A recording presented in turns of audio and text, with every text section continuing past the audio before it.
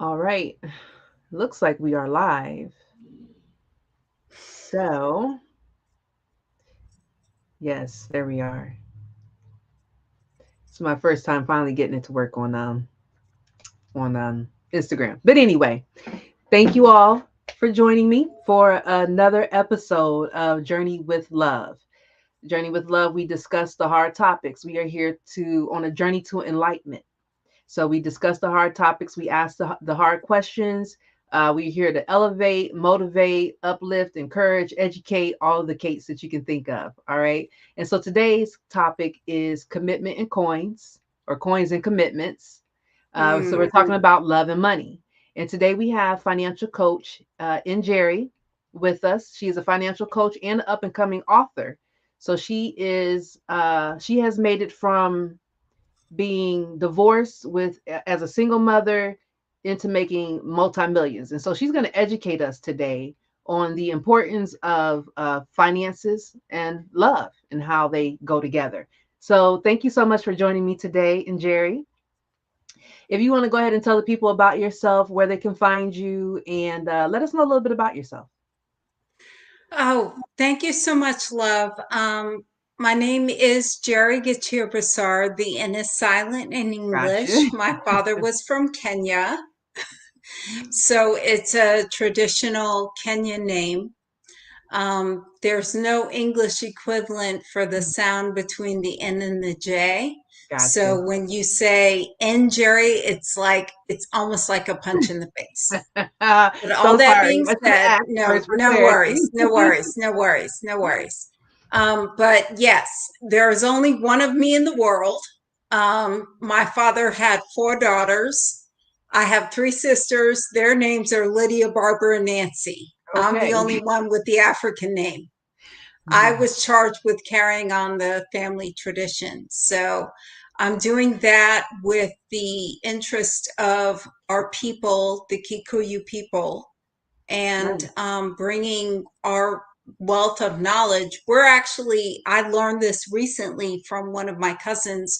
We're considered the Jews of Africa. Very nice. Very cool. The original. Yeah, yeah. Okay. Very much so. So, my one of my missions and my vision in life is to marriage, motherhood, money, and mental health. Those are my God-given ministries. When it comes to money, I'm all about educating young people, because what I found in my research for my book is that most of money habits are set by age 8.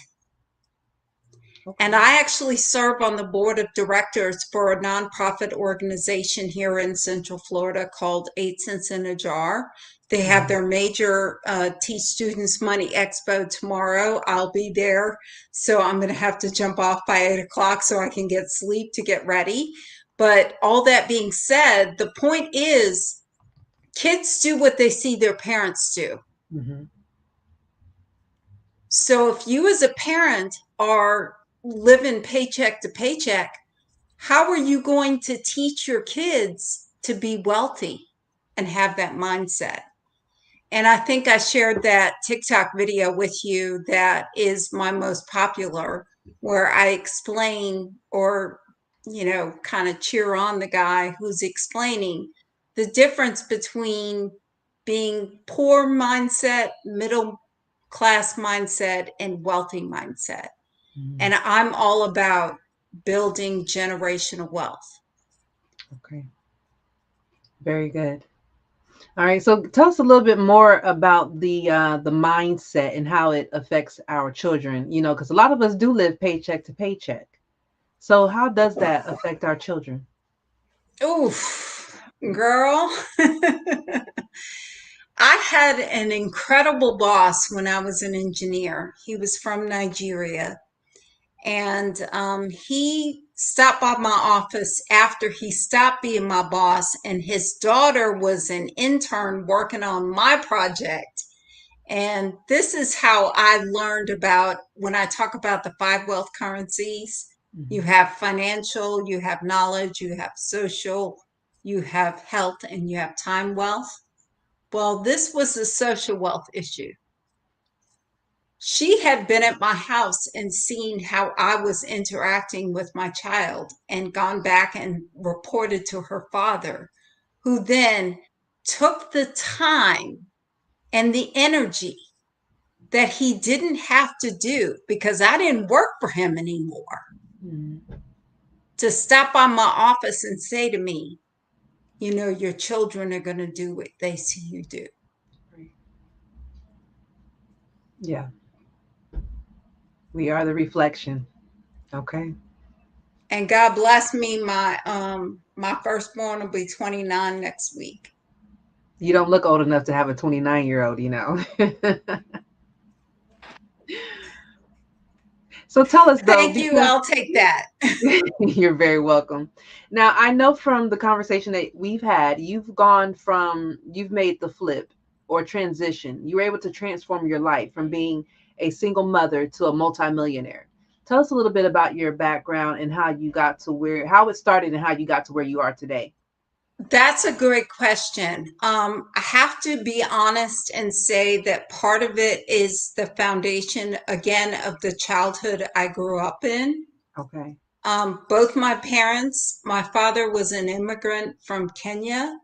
He came here to the United States as a British citizen because Kenya in 1959 was still a British colony. Mm-hmm. Otherwise, he would not have been admitted to this country. Okay. Talk about racial profiling. But Mm-hmm. anyway, my mother, her family had been on land in Western North Carolina for hundreds of years through slavery and white people and whatever. And that explains my blonde haired, blue eyed, black Jesus child. When people, I wish I had a picture of him right now because people see him. He's got these long blonde dreadlocks, Mm-hmm. big blue eyes, you know, fair skinned. And I'm like, that's what Jesus looked like. That's what they described him as. Yeah. Too And funny. he tells me he's at FAMU right now. He told me that 2 weeks ago he had an argument with another classmate that there was no way both his parents were black. Mm-hmm. I'm like, well, you haven't taken biology. Right. All that being said, you know, just with my parents being both poor, for lack of a better choice of words, growing up in poverty, we were incredibly frugal. And I have to give a lot of credit to my mother for thinking forward on understanding economics. And if you take a basic economics class, they'll teach you there are three things you need to know about economics: land, labor, and capital. That's where all economics comes from. And when you think about land and this earth, they're not making any more of it. Right. So, who are the most wealthy people? You go Google it. Who are the most wealthy people? The Mm-hmm. ones who own the most land. Who owns the most land?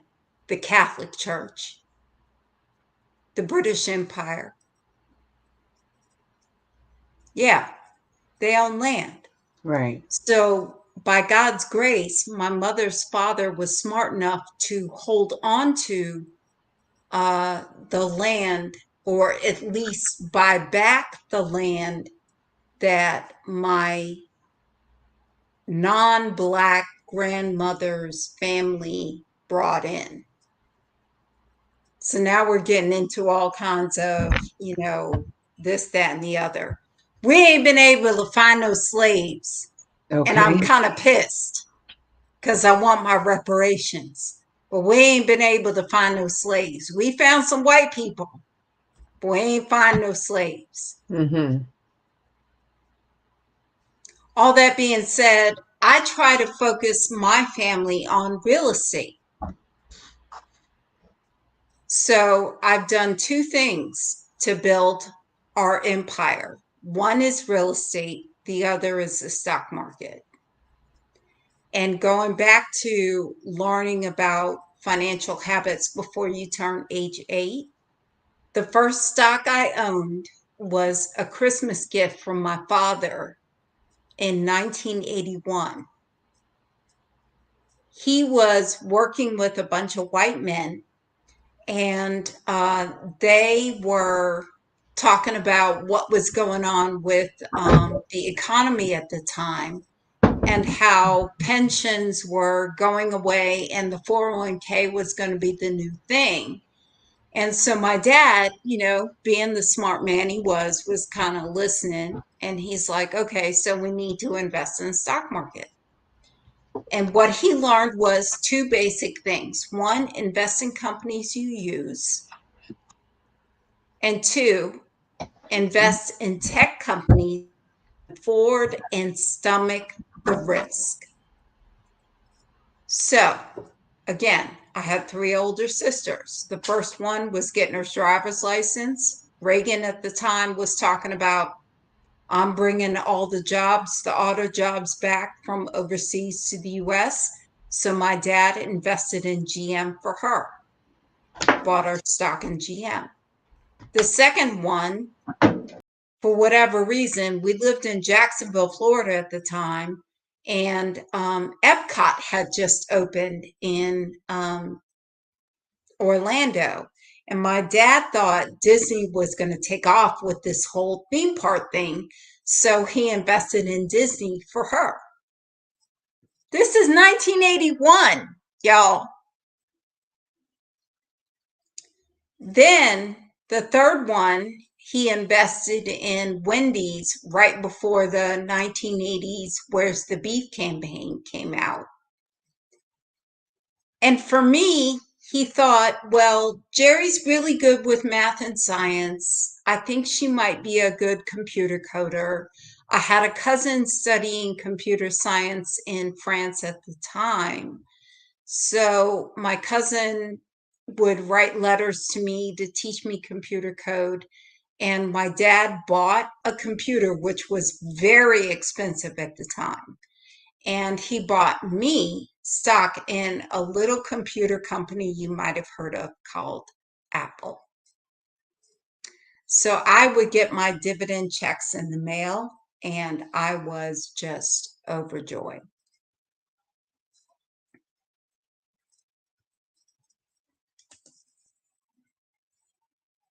I have lost my host.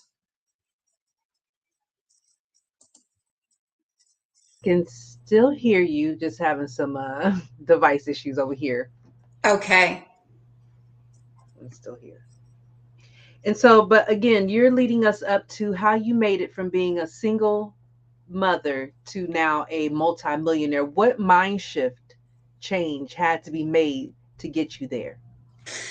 Girl, why was it a trip to Maui with a man that I didn't realize was gay?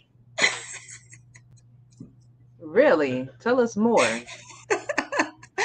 Yes. So, my first husband was a fundamentalist Muslim, and in the community at FAMU in Tallahassee, there were a group of men, and one of these men saw me going through the divorce and kind of picked me out and became my older son's godfather. And he was in a master's program while I was still trying to finish my bachelor's. Mm-hmm. And this is, now 20 years plus in retrospect. At the time, I didn't realize, he was flirting with me because he wanted me to be his beard. I thought he really liked me. Okay. Mm-hmm. He offered to pay for me to go to school, pay for us to have a place to live. He would cover all the bills. He would take care of me and my son, just move in with him, go to school. But me being me, I'm like, nah, I'm not trying to live with a dude I'm not married to. So I took the job with the company that had sponsored me for internship through college. And while he and I were on a trip to Maui that I paid for Mm-hmm. on my credit card, while I was ignoring all the collections and the student loans and I was out of school, I was just happy to have money coming in. I Right. was just spending, spending, spending. Went on this trip with him and he left me in Hawaii early with a book by Susie Orman called Nine Steps to Financial Freedom. Okay. I got a tattoo before I left Maui because I knew he wouldn't marry a man, or excuse me, wouldn't marry a woman with a tattoo. I was Okay. like, okay, if you're going to leave me in Hawaii, I'm going to get my little tramp stamp tattoo and we going to be done. Okay. I read the book Mm-hmm. and I realized what he was trying to tell me. I was focused on all the wrong things. Okay. So after I read that book, I changed my entire life. I set up my life to pay off my debts. I paid off my student loans. I paid off my medical debt. I paid off my car loans. And I bought a house Wow. by myself, which no one in my family had ever been able to do. Wow. Impressive. And that inspiration came from reading a book, Nine Steps to Financial Freedom. Okay. Which I highly recommend. It's still valuable to this day. Let's And put that if in. I were to do a TikTok live, which I should have done earlier today, but it's been a crazy day with my nonprofit event tomorrow. If there was anything I would tell your people right now, now is the time to save. CD laddering is your best friend. Go CD. out, CD laddering. What you Okay. do, go to Bankrate, go to NerdWallet, go to whatever these websites that show you the different prices or interest rates for CD accounts, savings Okay. accounts. Mm-hmm.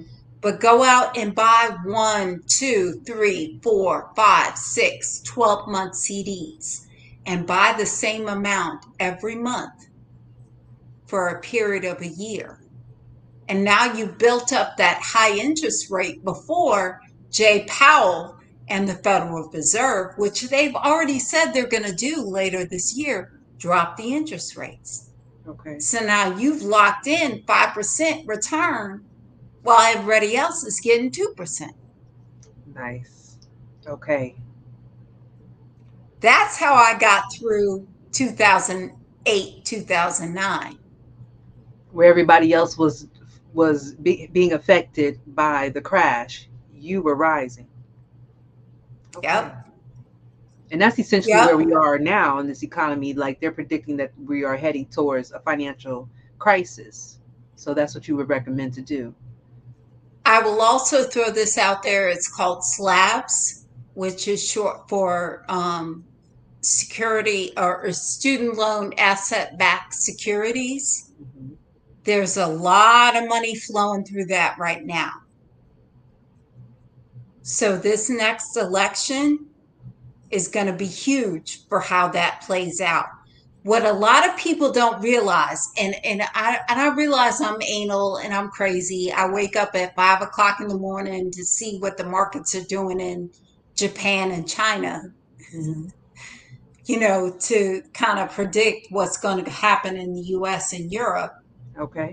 where London is the financial center of the world, if y'all don't know that.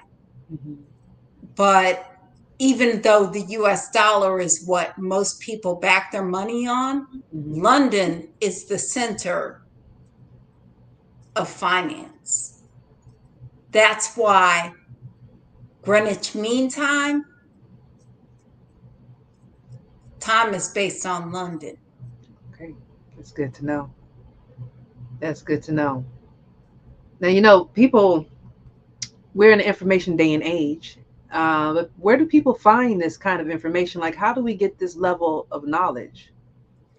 Ooh, great question. So I'm a big believer in reading, and I'm a big believer in diversity of information sources. Because Okay, if all you do is watch CNN, you're going to be narrow focused. right. You need to take in a broad array of information.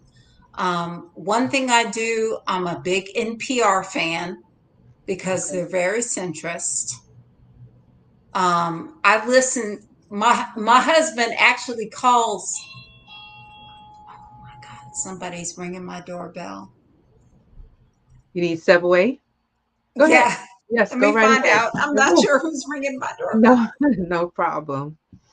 No problem. So while she's stepping away, I'll go ahead and pitch Journey to Love dating game. We have a game coming up on April 27th.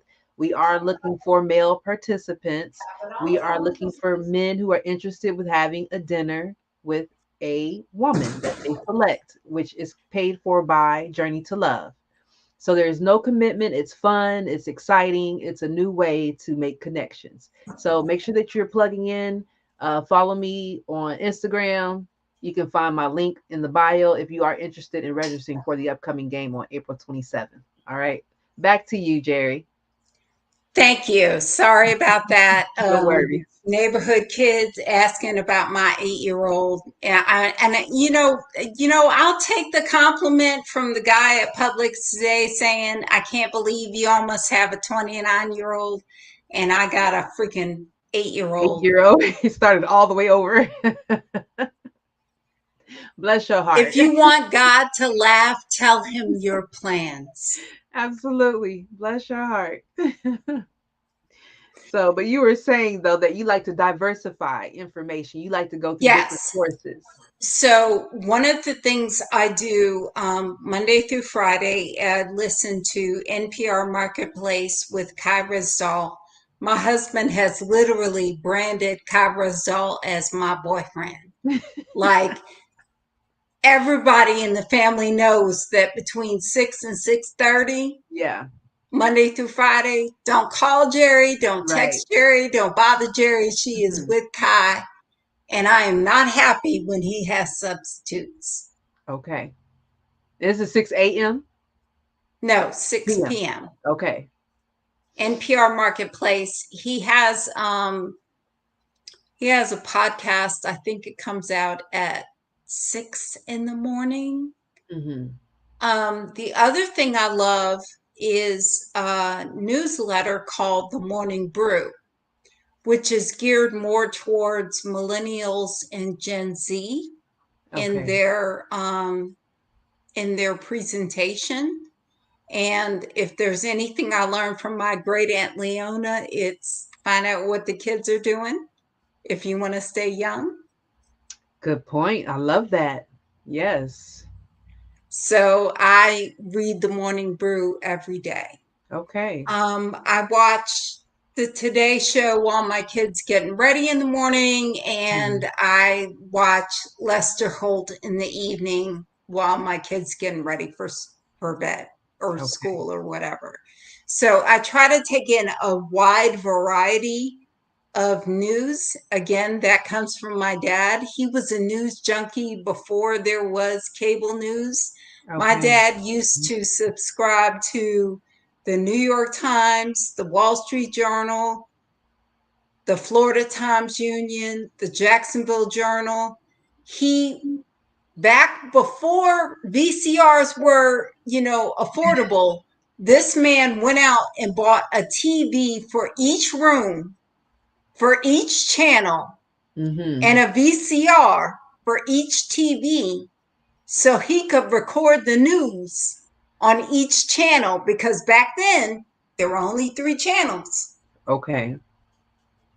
Very You're smart. talking back in the 80s. There were Right. only 3 channels. You had CBS, ABC, and NBC, Hmm. and they all had their evening news at the same time. So what my daddy used to do, was record the news on each channel. And then at 7 o'clock, he'd watch NPR to see what they had to say, and then go back and watch the other channels and read the newspapers and make his financial decisions after that. That's what my daddy taught me to do. Very Now interesting. you got the freaking internet. You got information all day long. You don't Yeah. have to do that. Yeah. It's a big difference though between information and wisdom, or even information and knowledge. Like there is a really big difference, because we get information on celebrities all day, but that is not knowledge that I can apply to help benefit me. So definitely that very smart man, very smart man. So let me ask you though, let me get into some of these questions so we can get into the relationship aspect, because as you may know, my main focus is on helping us heal as individuals in every area so that we can be better in relationships, heal as individuals so we can add to the collective. And financial stability, you were saying earlier that as a spiritual person, money is an energy. So how do you talk more to me about that, money being an energy? So, one of the things I came to understand about money in this process over these years, and this is one of the reasons I've been inspired to write the book. And Okay. I think the book is in order for a reason. It starts with financial wealth because that's what everybody can connect with, right? Hmm. Money. Right. Then we move on to knowledge wealth, where, okay, yeah, I've got this degree, I've got this certification, this makes me valuable. Then we move on to social wealth. Now we're talking about relationships. I know this person who does this. I do that. Do they know I do that?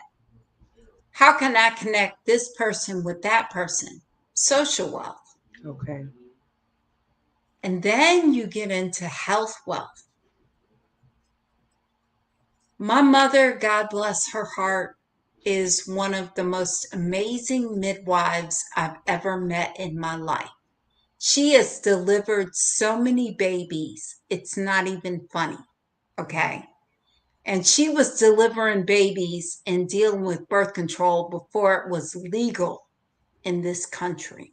Hmm. My mother studied nursing back in 1962, before the birth control pill. Right. So I grew up hearing about the stories of women going to other states to get abortions Hmm. and what they had to go through. I had to hear about that. And I watched her, and she developed all this experience and finally decided, you know what? I'm going to get a PhD and go teach other people. Very nice. Wow. And that inspired me. Hmm. That inspired me. I was like, I'm watching this woman take her knowledge wealth and transfer it to the next generation. Okay. And I was like, that's what I want to do with money, because that's what my dad did with me. I want to do that with the next generation. Teach about money. Okay, because you have a Because book. Hmm. I struggle. I really struggle as a Black woman, and I say Black, but I'm also African American. And I Hmm. say African American because my father was African, my mother was American. And culturally, there are differences between Blacks and African Americans.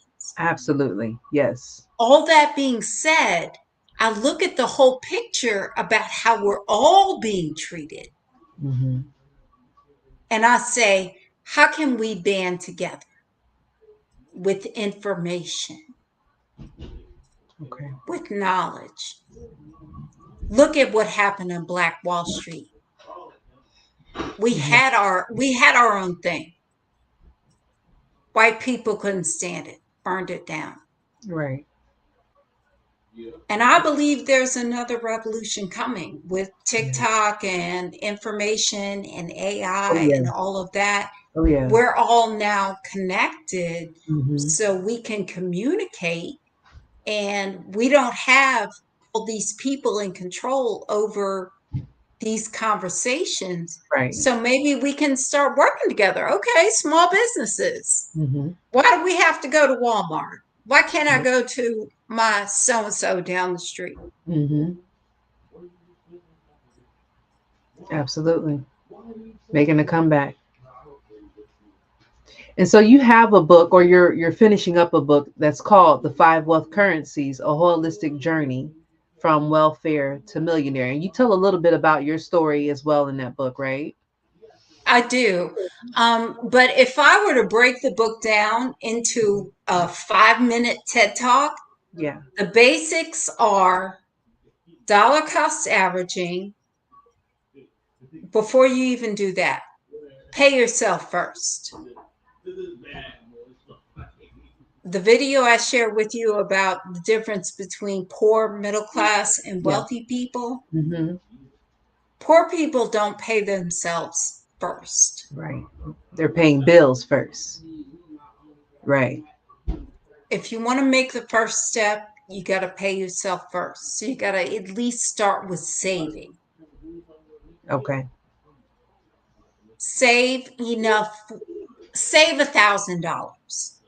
And then from there, save 3 months of emergency money in case you lose your job. And then go from there. Okay. That's what I did. And then I got to the point where I had enough money where I was like, well, I can get my hair done once a month, fly into Atlanta. I can get my nails done. I Hmm. can get my makeup. I was spending, Okay. but you have to learn, you have to have discipline. And that goes back to the relationship with money. Okay. When I recognized the money wasn't all about me looking good, but me giving back, I changed my focus and my spending plan. About you giving back. Giving back to what? Giving back to whom? To the community. Giving back to the community. Okay. You And you got to did plant that. seeds if you want fruit. You got to educate these young people if you want them to grow up and do better. Okay. So what did that look like for you to go from spending it on yourself to make sure you looking fly and fabulous to putting it into the community? What did that look like? Well, one thing I did was I stopped spending on my credit cards. Hmm. I paid off my credit card debt, paid off my car note, started working on my home loan. I was living in Louisiana at the time, so my house got God saved me. I was living just outside the flood zone of New Orleans when Katrina hit. Okay. So my house survived. Okay. Good. But one thing I invested my time and my energy in was I always gave back to the community. So you would volunteer or volunteer mostly? Yes. Okay. I was on the board of directors for Campfire Girls before they became Campfire USA. I would Okay. give my time back to the community I love through that. those organizations. Okay. I gave my knowledge back through financial organizations through my church. Hmm. One of the things I did, and this was something that a lot of us did after Hurricane Katrina, after the storm, I literally spent 4 to 5 nights a week gutting houses of people who had been flooded Okay. just because my heart was broken. That's wealth. That's wealth. It doesn't have to be Beautiful. financial. That is, It I doesn't love have to that. be financial. I love that so much.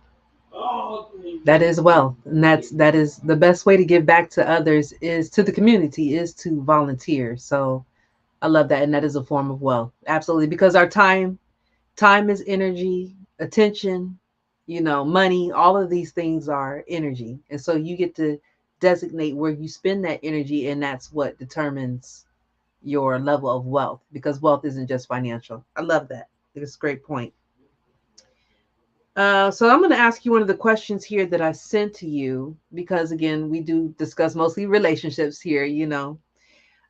So are there red flags? Are there any red flags or warning signs in a relationship related to money that couples should be aware of, and how should they address them?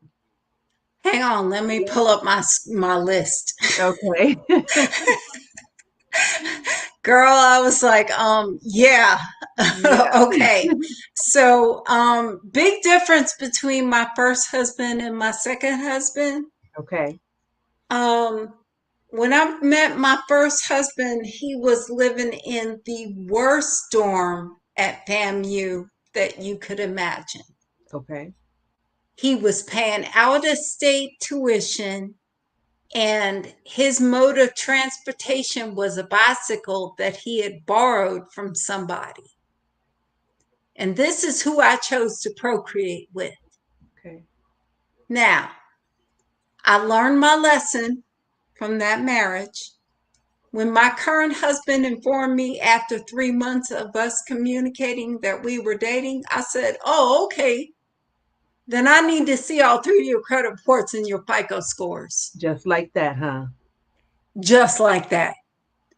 And he thought I was joking. I was like, "No, I don't date just to date. I date to marry. So there's no point in us dating if our FICO scores aren't even in the same ballpark." Wow. Okay. So big, he's from New Orleans, ergo the Broussard. He's Hmm. from New Orleans, went to a Saints game with a mutual friend who introduced us, told him what I said. Mutual friend he kind of laughed and he was like, "Yeah, that sounds like That's Jerry." her. Right.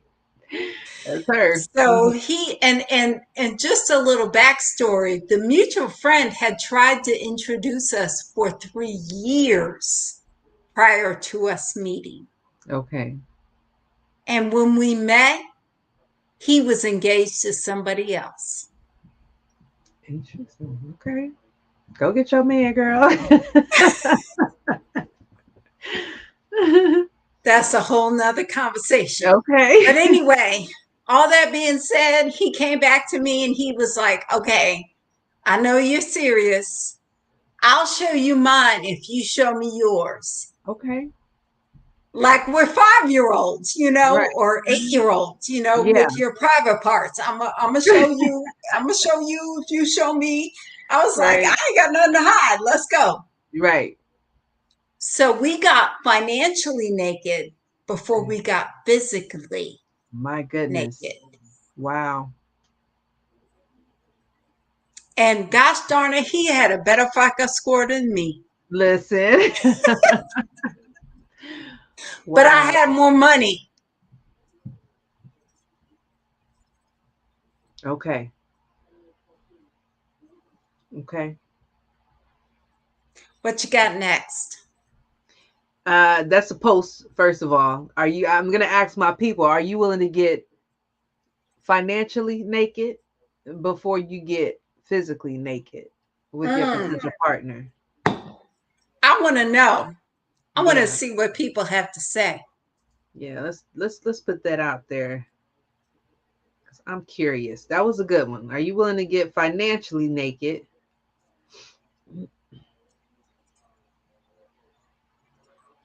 before you get physically naked? Are you willing to get, sorry, before you get physically naked with your potential spouse? Potential, because you guys were, I guess, like you said, We he had were just informed you dating. We that were we're just dating at this point. dating. Okay. That's a good one. All right. So we'll see what answers we get off of that a little later on here before we end. But all right. So how, because so I came across, someone with a concern that I guess they're on two different wavelengths financially, right? They're not in alignment financially. One's a spender, the other one is more frugal. So That is not can, uncommon. that's not uncommon, right? So can you share any No. tips or for setting and achieving financial goals as a couple while still maintaining individual financial independence? So as I was making my notes, I was like, that is a very tough question. Hmm. Um, I come from a family of joint accounts. My parents had joint accounts. My husband and I have joint accounts. I don't understand personally the concept of his money, her money, and our money. Okay. And we pay like that's a concept that doesn't resonate with me. But I Okay. understand some people function that way. Right. What I would recommend as a wealth coach is if you're going to have separate accounts like that, I'm going to pull from my chemical engineering background and think about a chemical process with different vessels doing different things at different times, and they all need to come together to create this one product. Okay. There has to be communication. There has to be communication regularly in the Hmm. process if it's going to work.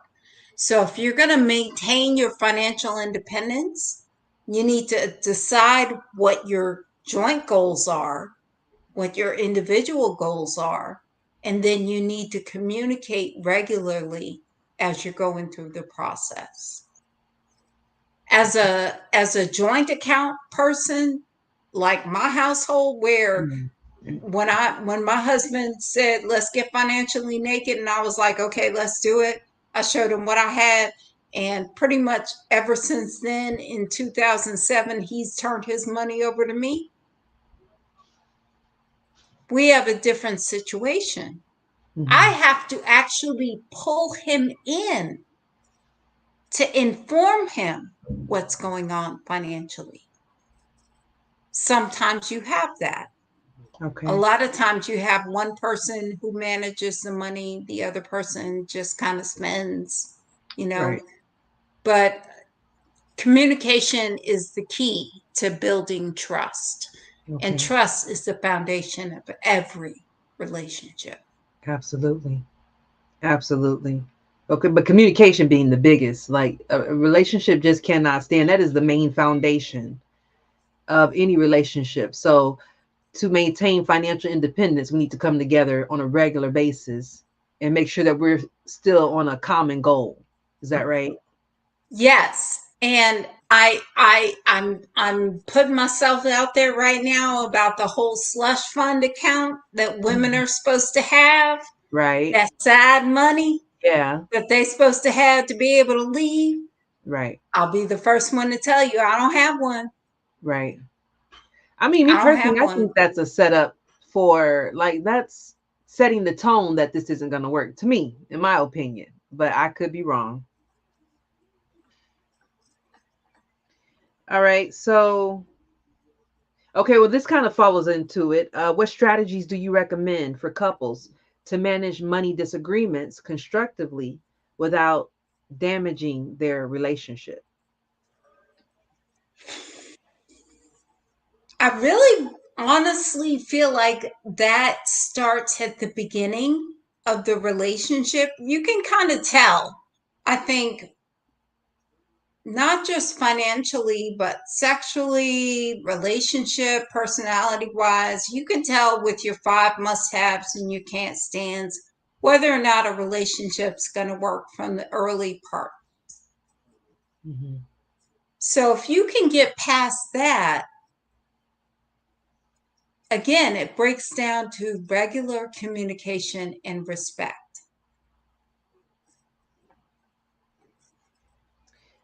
So are you saying that if we're having issues with money in the beginning, in regards to maybe your spending habits and my spending habits, is that like indication that this isn't going to work? This isn't a compatible relationship if we're not in alignment with our money in the beginning. Is that not compatible?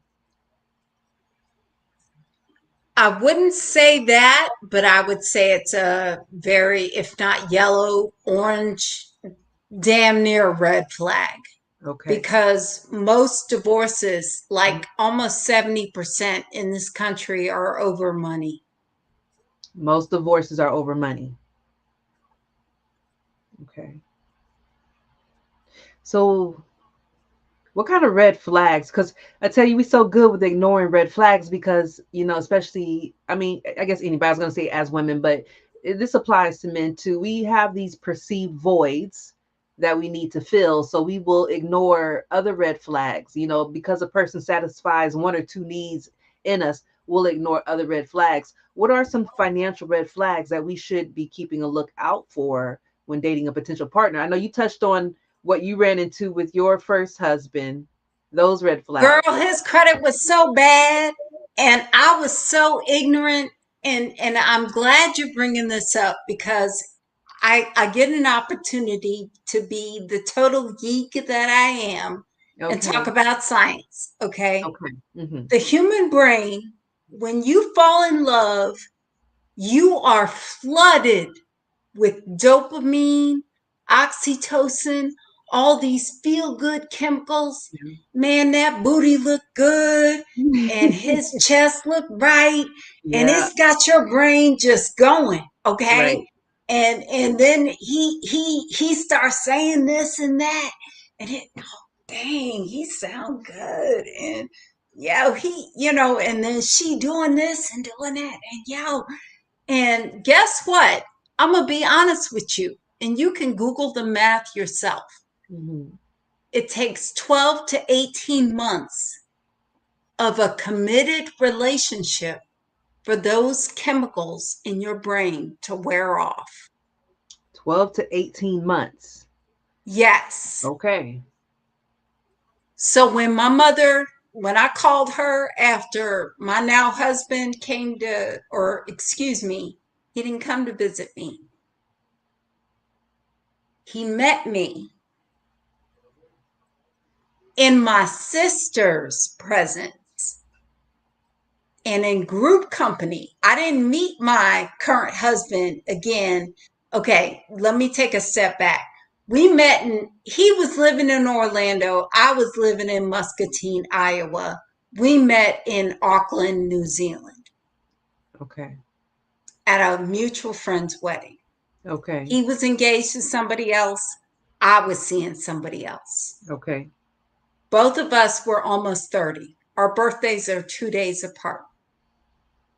Within 48 hours of us meeting, he asked me if I would have another child. Within how many hours did you say? Did you say within 48 hours? Okay. I'm red flagging in my head. Right. Like, right. Where is your fiance? Okay. So I was red flagging the whole time, but his friends and family helped quell a lot of that. And I think that's important when we're evaluating a financial or life partner. I think it's important not to just look at the numbers because numbers are good. Yeah. But the truth is, it's hard to see the picture when you're inside the frame. And a lot of times, the people around you Hmm. will help you see what you don't see. Right. Okay. That's Hope good. that answered your question. That's good. Yeah. All right. Well, we're down to like the last 10 minutes. So can you share actually this one? Maybe I asked you this one. Yep, already asked that one. Um,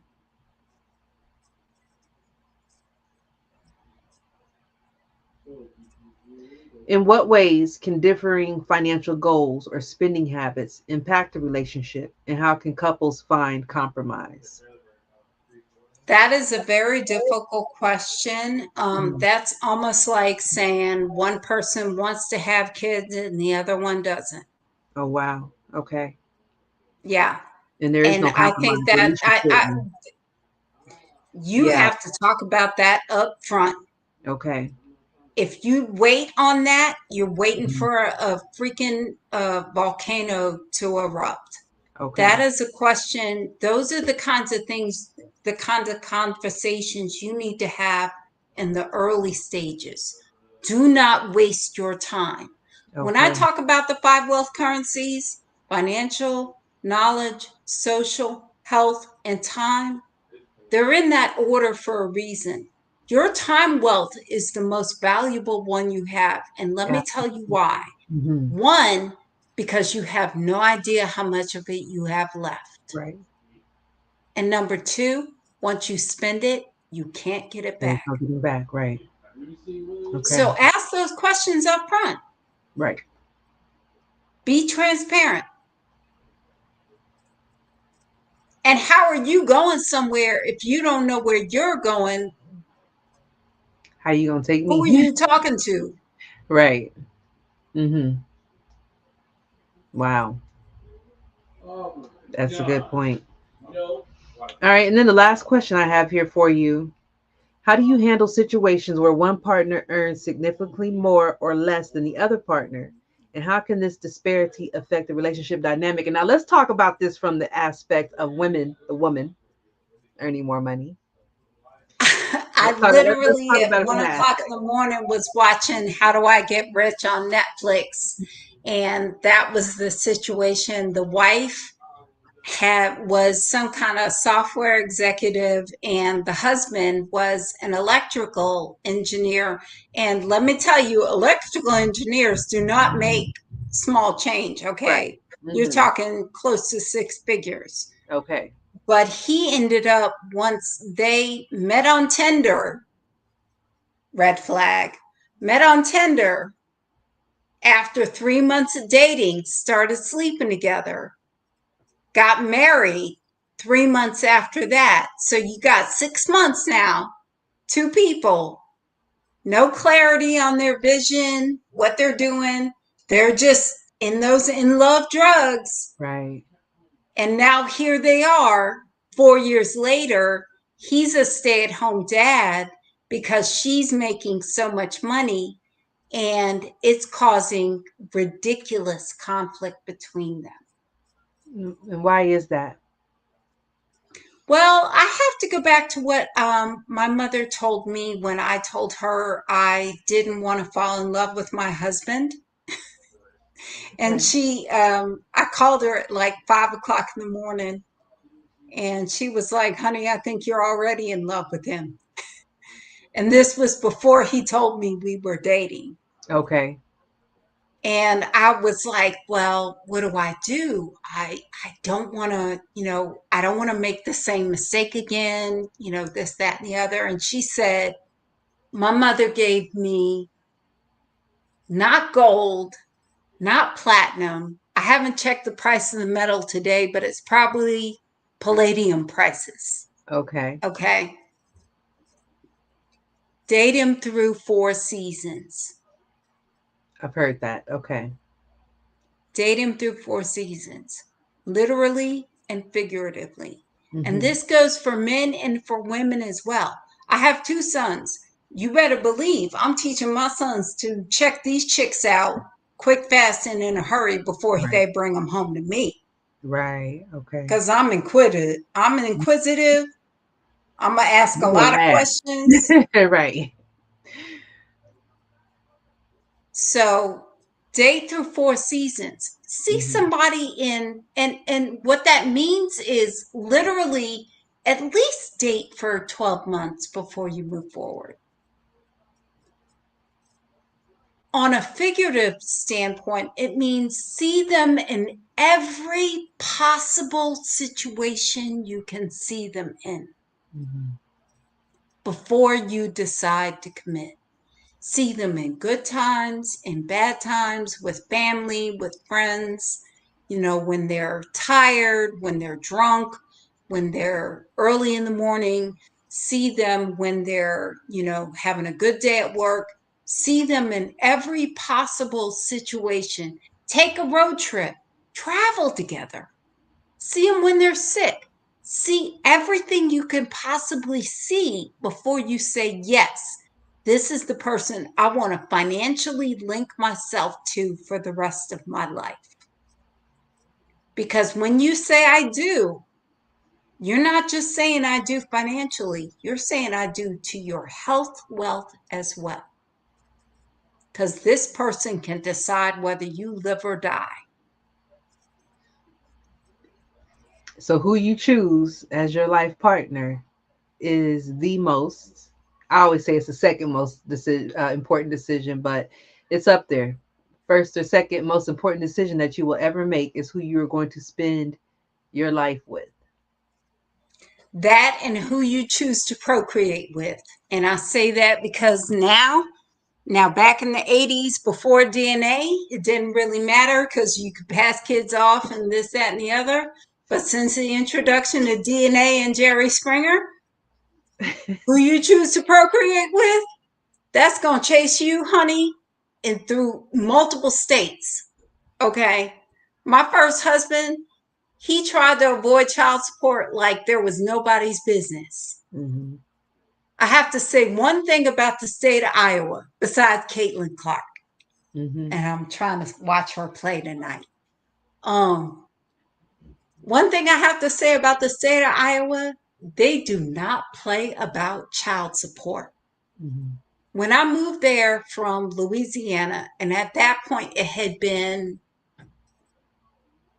probably 12 years since we got divorced. Do you know that they put an IRS lien on this man's taxes Mm-hmm. to get the back child support that Louisiana and Florida didn't collect? Now, mind you, I was like, okay, that's nice. That's cool. Mm-hmm. You know, I don't ever expect to see this money. I'm not laughing at him, but he married another woman who Mm-hmm. made six figures and they filed joint tax return. And I was already married to my husband, Mm-hmm. and my son was no longer living with me. Mm-hmm. And I look at my bank account one day and there's $15,000 that I was not expecting in back child support Wow. because he filed joint taxes with his wife, Mm-hmm. and all that back child support came Wow. flowing out of their tax return into my account. Oh my God. She was sick. She was ready for a divorce after that. Oh my God. Woo. A situation like that would make a lot of men very bitter, you know. That would make a lot of men bitter. But it was your choice to choose and procreate with this person. So That's accountability, why you I have to be say it's accountable. one of the most important decisions you make. Having sex, yeah, it feels good. Trust me, Yeah, I know. right? It feels good. But Hmm. you gotta engage that brain and Yeah, think about the the consequences. consequences. Yes. Yes. Yeah. I'm so glad that you mentioned that because out here in the internet world, to me, I just see so many men who remain in their bitter state, completely neglecting the fact that I guess I did choose this person. So you get the consequences of your choices. Period. Heal and move on. But yeah, definitely who we procreate with and who we choose to spend our life with are the most important decisions that we will ever make. And I'm living it right now. Most of us are living proof right now. But again, just encourage you to heal past the hurt and the pain and get on that high frequency because money is energy, right?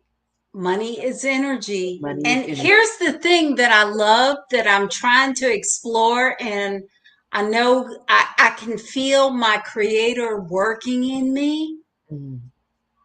I wake up every day and I know, and I'll share with you, I'll text you the Dash poem, which I Okay. think is so powerful. I don't know if Yeah. you've heard of it, but that Dash poem, that dash between Yeah. your birth date and your death date, Hmm. that's what your worth is right Right. there. Yeah.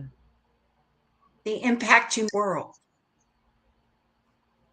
Absolutely. Yes, please do send that to me. But I haven't heard the poem, but I'm familiar with, what you fill in between that dash is what matters. Nothing else, nothing else matters.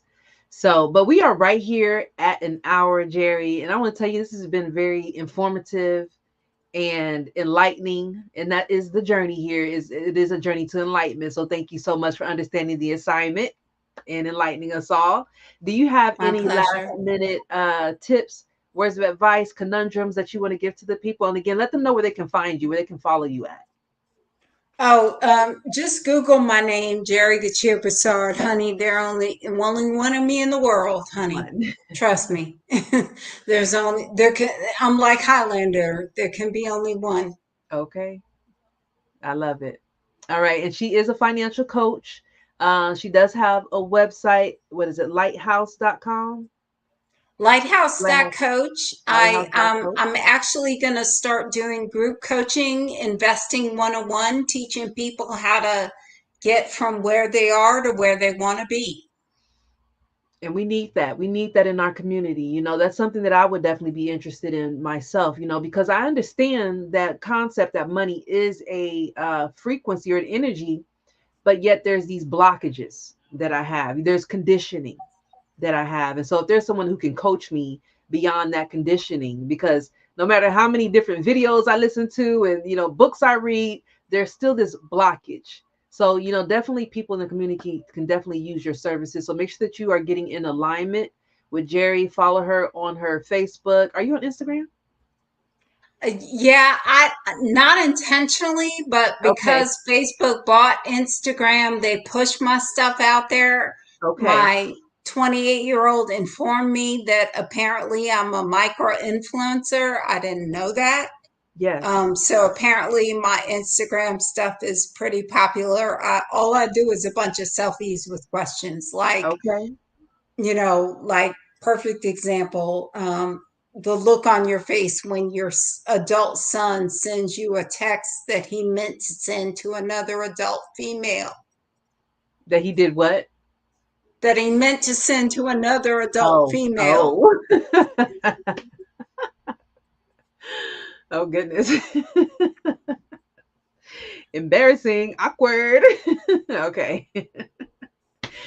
But your TikTok is pretty active though. You give a lot of financial tips and advice on your TikTok as well, right? Yes.